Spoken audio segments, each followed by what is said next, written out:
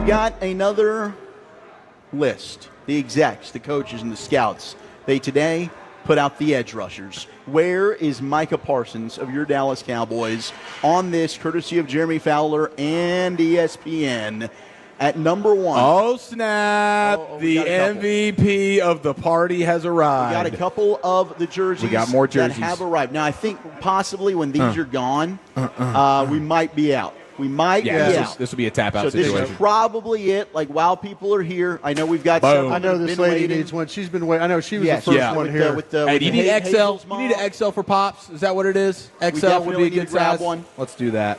And then we will we'll get to this. I know over there in Dee in the SMU shirt, she's been waiting. Dee and Charlie are getting it done. Absolutely. They need to get one. And then we'll continue. Hopefully we've got a little overflow here. But number 1, best edge rusher in the game, Myles Garrett, was voted at number 1 by your Cleveland Browns. Then we've got T.J. Watt on here of the Pittsburgh Steelers. Made it. Now, we need to make sure that the people that have been waiting, like we got the people that have been waiting. A lot of people have been waiting. Yes, because we got, I mean, heck, we can even wait till the break if we need to do this. But T.J. Watt coming in at number 2. I don't have an issue with that at 1-2 with Myles Garrett and T.J. Watt, and then Micah Parsons at 3. Now, they write up, the numbers say Parsons does have a very compelling case for number 1. His 126 pressures and 31% pass rush win rate lead the league since 2023. And he's done this despite facing the highest double team rate amongst edge rushers on this list. He's got 19.1 pressure rate last season. He's led the Cowboys. He's got the 8th highest clip in the NFL since he joined the league. So pretty impressive numbers there. But I do think when you're talking about just complete edge rushers, and then Max Crosby comes in at 4, followed by Nick Bosa at 5, I don't have an issue with the way the list is ranked at all with those top 5. That's honestly probably the way that I'd look at it. I think you can make a case that at number 6 with Trey Hendrickson, should he even be ahead of Nick Bosa at 5 with the Niners? And Nick Bosa is awesome. But Trey Hendrickson is so underrated, and he did lead the league in sacks last year with 17.5. Yeah, I tell you what, the whole thing with the way that with Trey Hendrickson, I mean, who's kind of messing this up more right now, Cincinnati or Dallas? I mean, Cincy. It seems like to me Cincy is, because ultimately, like, the Cowboys pay their guys, they just wait to the last minute. There's a question mark: does Trey Hendrickson get paid at all? You would rather have Micah than Trey Hendrickson, right? Yes, I would. How about you there, Chieftain? I mean, at this stage with the age and stuff, yes. If you were telling me from the beginning of their in their primes, you could make the argument for Trey Hendrickson. He's been really unbelievable. Is there only 1 or 2 rushers that you would take over Micah right now? Yeah, I mean, Micah is. There's 3, and he's in his prime. Yeah. I think that's the differentiator right now. Is Micah is in the prime, whereas all these other guys are creeping on the back 9 a little bit. When you think about Myles Garrett, T.J. Watt, even Trey Hendrickson is a little bit older. Yeah, I think that Garrett, Watt, and Max Crosby are all more complete players. I would take all 3 of those. I'm a big Max Crosby fan. He never comes off the field. field. And Crosby's 26 or 27. Him and Mike are never comes off the field. Same age. You know? He's an absolute Iron Man. It was ridiculous every week looking at his snap counts, just not coming off the field. Yeah. And as the season went on, it started the wear and tear on him started to be real. But yeah, he's dynamite. Yeah. Aiden Hutchinson at 7, Will Anderson of the Texans at 8, Danielle Hunter of the Texans at 9. They're the only team with 2 here in the top 10. And then Jared Verse coming in with the Rams. That Rams defensive line, man, watch out. Kobe Turner, Jared Verse, Braden Fisk. That is a hell of a unit. And then the honorable mentions in your own division. You've got Brian Burns of the Giants. You also have George Karlaftis of the Chiefs. Nick Benito of the Broncos, and he is one of the more underrated in the sport. And then some others that also receive votes: Trevon Walker of the Jags, Josh Hines-Allen of the Jags, and then Khalil Mack still of the Chargers. So that's how it ended up going for those top 10. And Mike at 3, I don't have an issue with it. Biggest riser for next year, probably Jared Verse. Yeah, Verse, and then maybe Hutch. If he can stay healthy. Yeah, if Hutch can stay healthy, absolutely. But Verse could be a perennial top 5 guy. on this. Yeah, I mean, I remember the way you guys talked about him during draft season, and then I remember the way Broadus talked about him after the joint practice with the Cowboys last year. It was like, holy crap, this guy might even be better than I even thought he was, and I thought he was incredible. And then he goes out, and all season last year he was next level as a rookie. So. Yeah, I really to see him live in person in the way that he was breaking down and it's hard to believe that guy that big, that explosive, that way of playing off the edge and the way he's able to break down offensive tackles. Whew, that was impressive. And I think Laitu Latu of the Colts is another guy that has a chance to get up there. Rookie season was okay, but he, I think, is ascending, and year 2 has a good shot. Now, Barnwell yesterday, we ran out of time to get to it here in the CNOTE, Cowboys news of the evening. He ranks the NFL wide receiver, tight end, running back group, so the best and worst teams, playmakers for every team. Worst in the league is Cam Ward's Tennessee Titans. That's rough. That's rough for him. Well, I mean, he's got Calvin Ridley. He's got Tony Pollard. Yeah, they got 2 good running backs in Tajay Spears and Pollard, and then you got Calvin Ridley. And then they did sign Tyler Lockett.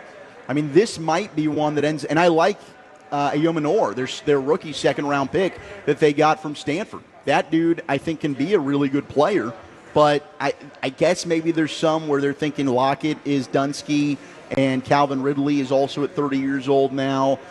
I think they're being slighted a little bit at 32. Like, I might like what they've got going on, even though I'm a big Ted Earl. Is this just for the skill guys? Just for skills.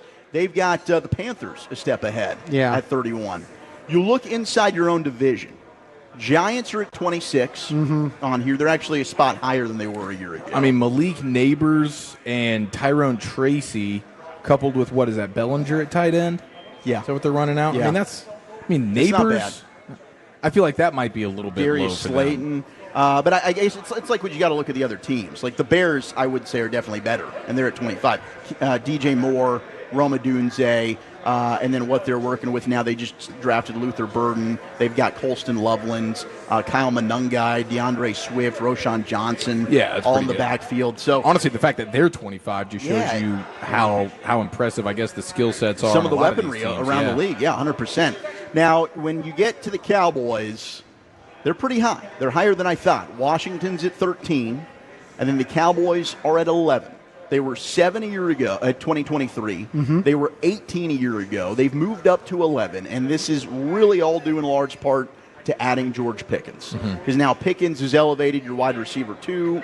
At running back, that you would think would really draw them down, but the trio of Lamb, Pickens, and Ferguson is helping them out here.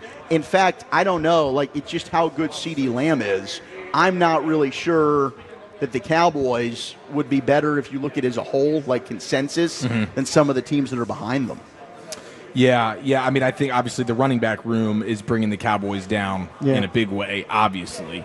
But when you have Lamb and Pickens, which is about as good as you can get from a duo wide receiver, and then it's like how much respect you have for Jake Ferguson. You know, I think be a top 10. What if these backs turn into the ability to catch the football? If you get Williams and Blue going catching the ball, you know, that could be something. And how are they going to use Turpin? You know, they used him in the backfield. That's true. You know, I mean, maybe there'll be more opportunities for their running backs to be better. It might not be running the ball; it might be catching the ball. Is an what extension of the run game in that way? Yeah, 100%. Yeah. Your top 5 when it came to just overall, hey, where do these rank up? You had the Ravens there at 8. And then number 1. Oh, no, your computer's doing that thing again, isn't it? Now we're going ahead. Number 1 was going to be Philadelphia, Wolchuk. Which, not a shocker. Brown and Smith, Goddard's Barkley. Back. We thought they were going to get rid of him, and then they got the best running back in the game. So it's hard to argue Philly.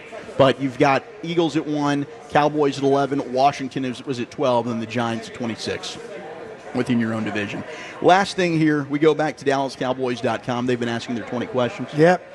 That's a staple. That's the Nick. It's great. That's the Nick Eatman staple of, like, okay, we got to find content right before we go to camp.